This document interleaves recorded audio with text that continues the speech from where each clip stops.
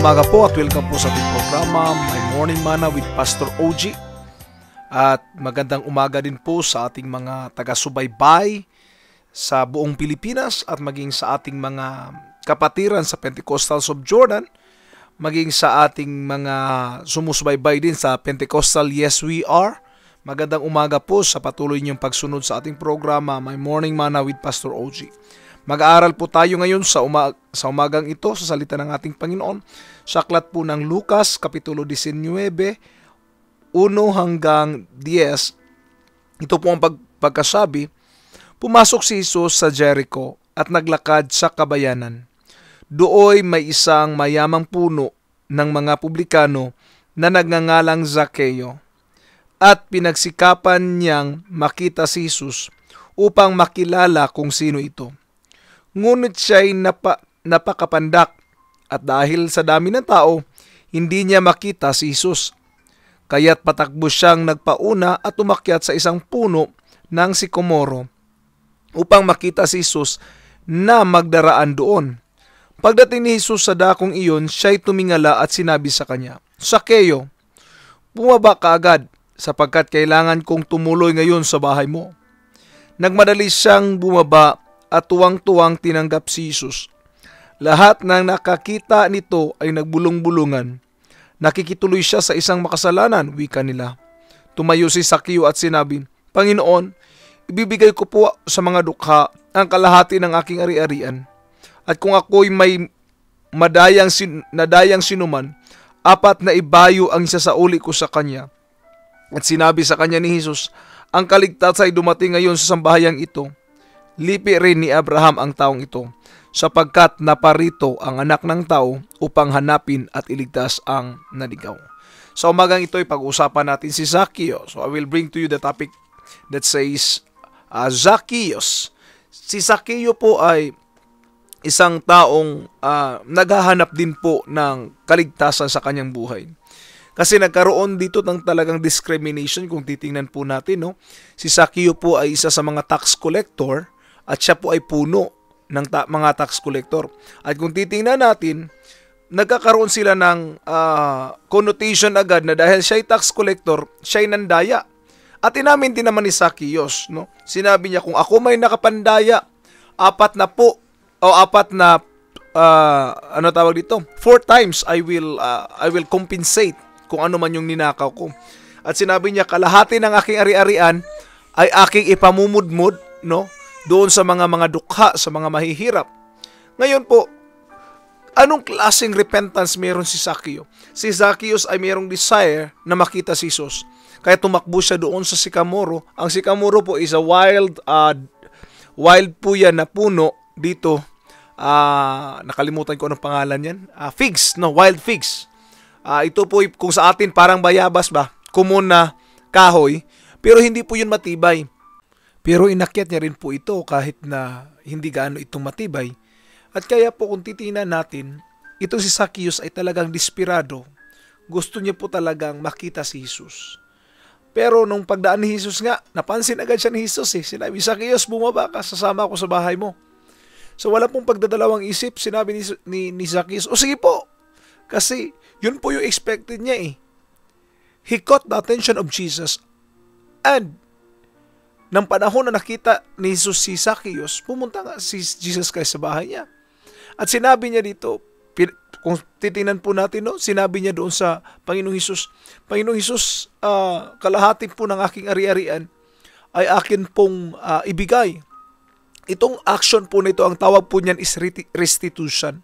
Na kung meron ka mang nagawang pagkakamali, ang tunay po na taong nagsisisi will make a restitution. Meron siyang gagawin upang takpan o hindi naman takpan, upang balikan o pagbayaran yung nagawa niyang pagkakamali.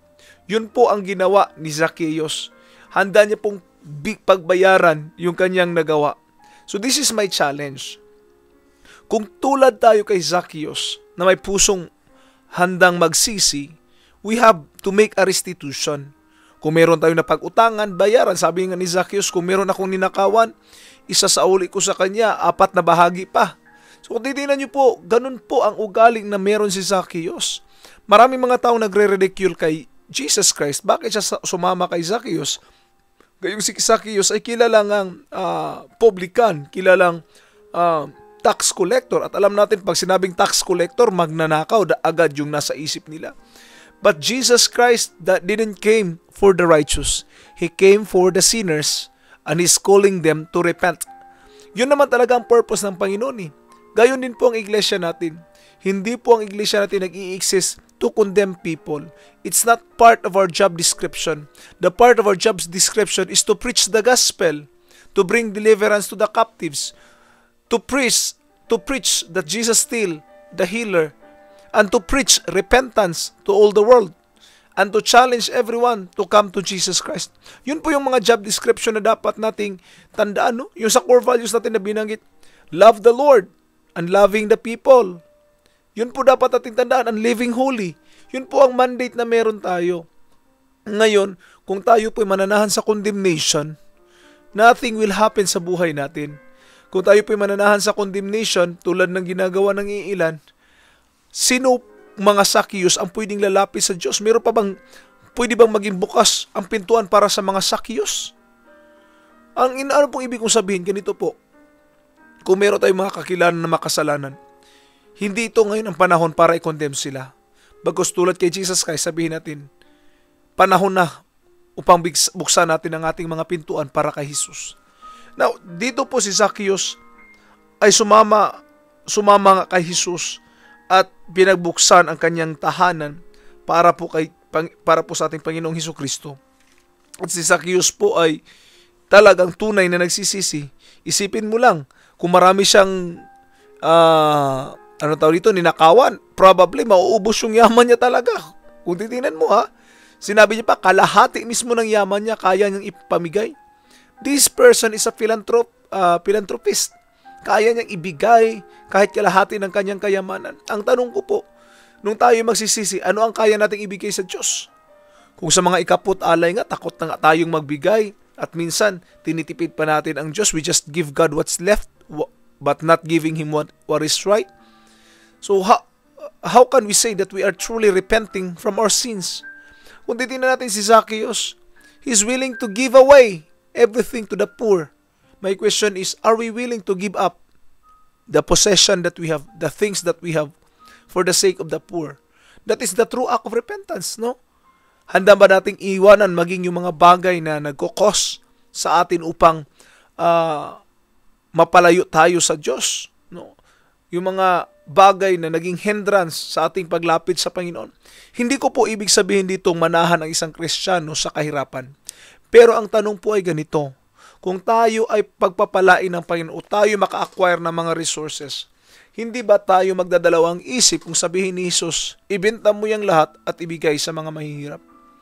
Kung tayo po ay may pagdadalawang isip na gawin ang mga bagay na ito, ibig pong sabihin, questionable po ang ating repentance, questionable po ang ating pagsunod sa Panginoon. Kaya po ang challenge ko sa ating mga kapatid at sa lahat ng mga nakikinig sa programang ito, tulad kay Zacchaeus, maghanda tayo na hanapin si Jesus.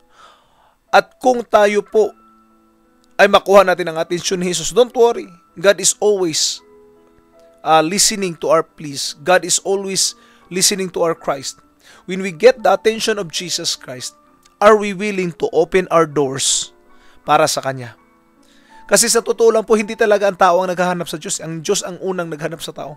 Tayo lang po ay nag-respond. Ito po si Zacchaeus ay nag-respond po sa pagkatawag ng Diyos at binuksan po ni Zacchaeus ang kanyang tahanan. Ang tanong ko po, handa ba nating pagbuksan ang Diyos sa ating mga tahanan? Another po na question ay ganito. Pagdating ni Jesus sa bahay natin, handa ba nating i-give up ang mga bagay na mahal natin? Mga bagay na sa palagay natin pwedeng maging dahilan ng ating failure. Para kay Zacchaeus, yung pera niya is failure yun kasi acquired through deceit or through lies. Hindi natin alam. But Zacchaeus repented and make a restitution. So my challenge is, when we have sinned against God, repent. And please, make a restitution sa mga bagay na atin pong nagawa. Ito pong muli, si O.G. Solitario na muling nagpapaalala na sa araw-araw nating pamumuhay, kailangan natin ang tinapay ng buhay. Digest your morning manna today. God bless po at magandang araw sa inyo.